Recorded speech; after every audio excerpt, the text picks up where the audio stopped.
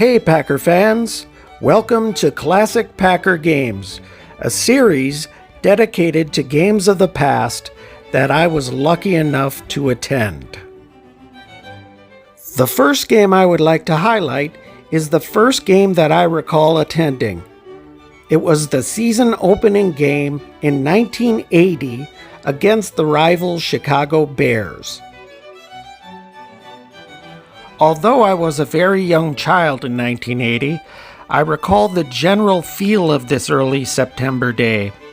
During the pregame, the parking lot was a flurry of activity. It really was the biggest party I had ever seen. Bratwurst and beer flowed like wine, and everyone I saw had a look of excitement on their face. It was a warm day, yet somewhat overcast. Good early season football weather.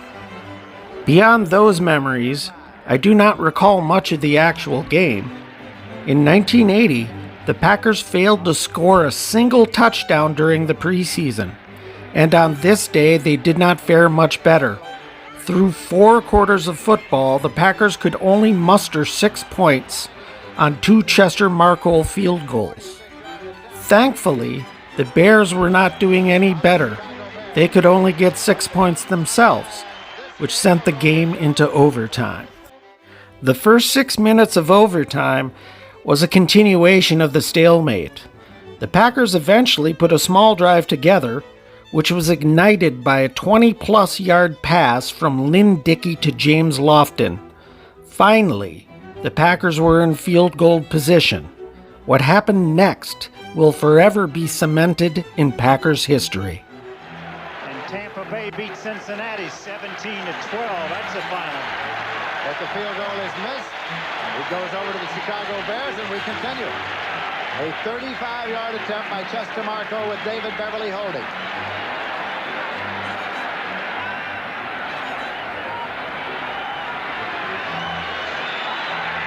It's blocked. Taken by Marcol. Chester Marcol. Chester Marcol. Chester Marcol takes it in. Can you believe it? Chester Marcol. And the Green Bay Packers have won the football game. I clearly recall the ending to this game. I was on the far side of the field watching the action to my right. I remember Chester running the block kick into the end zone and all the pandemonium that followed. On this day, Chester Marcol was a hero to all Packer fans. And he was coked out of his mind.